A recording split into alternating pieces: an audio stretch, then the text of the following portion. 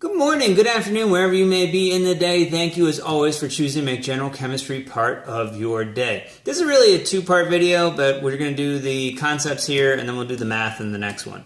But it's really dealing with a concept called standard enthalpy or standard heat of formation. So the magic words when we're doing these calculations is going to be when you see of formation. So remember, just reviewing what we've done so far. Delta T means Q. Two or more reactions means we have to compare them to each other and add them up, or we got to compare one to the other. This is going to be of formation. And then the one that's hard to recognize is the one where we did grams to kilojoules. This is a mole-to-mole ratio. That one's a little bit hard to recognize, but just realize those are the four types we'll have done by the end of this video or next video in sequence, and we're getting towards the end of thermochemistry. All right, without further ado, let's bring in this concept of a standard enthalpy of formation reaction.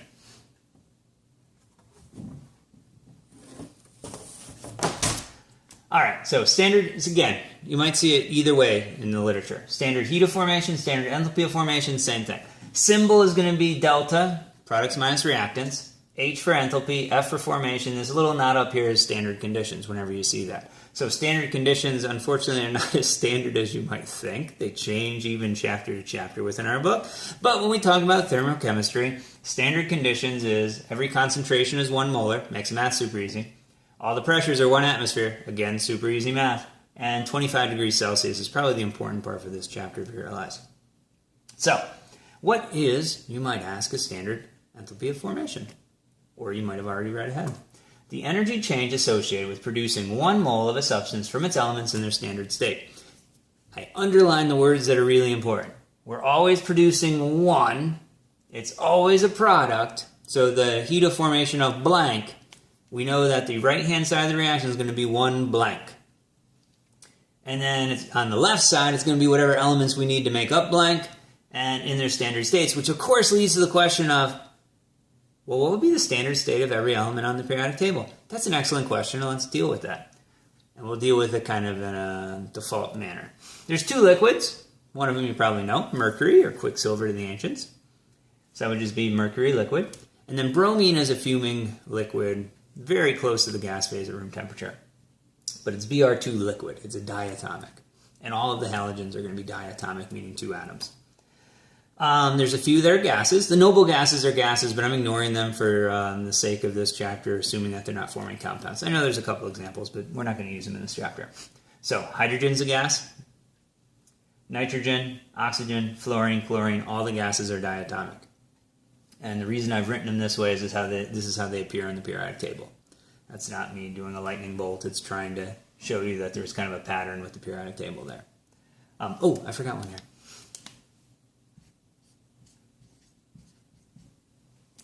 And then as far as the solids, most of them are just a metal solid. So copper solid, iron solid, titanium solid, sodium solid. There's a couple, I'll use the word odd, you might use the word weird, you might use the word, man, can't anything be simple? And the answer, of course, is not really if you're looking at it appropriately. So, phosphorus is P4 as a solid, sulfur forms these rings, S8 is the most stable at room temperature and pressure, and iodine forms these pretty little purple crystals. Yeah, about this color, actually. So I2 solid. So those are your standard elements in their standard states. I'll probably avoid phosphorus and sulfur as a, I don't know. We have so many things to learn in this class. It seems a little nitpicky to go into the one odd one and give you that.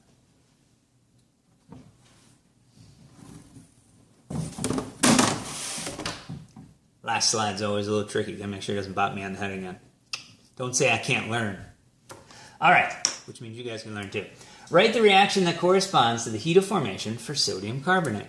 So I'll almost always put this on our next test. Either I'll ask you to write the reaction, or if sometimes if I think it's easier, and if I'm feeling a little bit nicer, I might put which of the following reactions represents the heat of formation for sodium carbonate. It doesn't really make it that much easier, but sometimes it helps with process elimination. So first things first, we have to know what sodium carbonate is. And we know that's a heat of formation, so it's always going to be 1 of whatever we're asked about over here. I know it's a solid because we got a metal and a non-metal. That's ionic, that's solid. I remember that from chapter 3. Okay, and I know what you're thinking right now. I can't believe how awesome it is that I memorized my polyatomic ions the first time Dr. Wergov told me to, and now when I get something like this, I'm like, it's CO3 2-. Bah!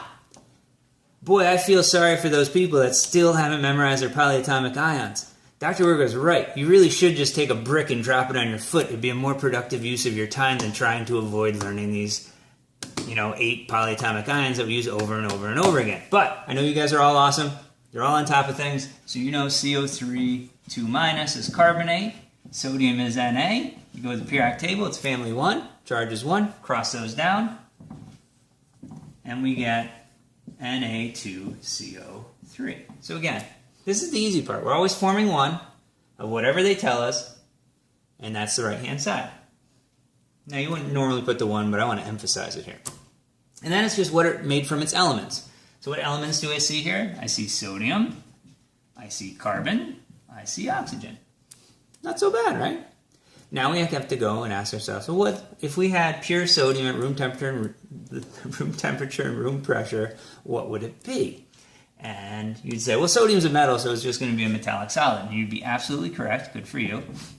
Carbon, you say, oh, that's a little tricky, but I know there's tons and tons of charcoal all over the world, so that must be the standard state of carbon. And you'd be correct there as well. And then oxygen, you'd say, boy, we see this all the time. If I see one more combustion reaction, I'm going to think Dr. Wergov's not very creative. And you'd be correct there as well. So we put the O2 gas there. Okay, let's see, where are we at? And this is sort of right, other than we violate the first law of thermodynamics. We can't create or destroy matter or energy, so we got to balance our atoms. Now, we cannot change this 1, so we have to use fractions. So just remember, the number we need to balance over the number in the formula. So we need 2 sodiums. They come in sets of 1. 2 over 1 is 2. Carbon, 1 over 1. We need 3 oxygens. They come in sets of 2. 3 over 2, and we are done. And you have to leave the fractions in. If you multiply this by 2, you are wrong. The definition of a heat of formation is 1 mole of sodium carbonate. If you multiply by 2, it's 2 moles of sodium carbonate, not 1. So it has to be that by definition. Sodium metal, what would that look like? Well, that seems silly. That seems awfully easy. We just did this hard one. Why would we do this easy one? Well, we know we're going to form 1 sodium metal, and we're going to form it from its elements. So what elements do I see? I just see sodium. And it's in their standard state, and we balance it. And my question now is, has anything happened from the left side to the right side, of the reactants to the products? Has anything happened? Absolutely not. There's no reaction here. So what do you think the energy change for this reaction is? And if you say there's no change, so there can't be an energy change, you are absolutely correct. So why is this? Well, the definition is we're forming something from its elements in their standard state. So all elements in their standard state have a heat of formation of 0. Again, for all elements in their standard state. Which goes back to, well, why do we need to know those standard states? Well, we just kind of do. So for example, the heat of formation of oxygen is 0. The heat of formation of ozone is not 0. I don't know what it is. I have no idea, but it's not 0. And let me introduce one more idea, and then we'll call it a day, and we'll do the math in the next video. These values, you can look them up. There's literally books in the library, online resources, where it's 500 pages of heats of formation of elements. We probably have this value for 1 million elements. You can look it up. You can plug it in. Ask our old friend Bob, back of the book, the appendix in the chapter, those kind of things. So when you see this heat of formation, a lot of times you're going to have to go dig the values out of an appendix, out of a table, somewhere other than the actual problem itself. So just that as a point of view, these are constants. You can look them up. There are, like I said, I'm sure there's like 1 million compounds we've determined the heat of formation for. So, without further ado, so ends the concept, and bring on the math. Have a fantabulous day.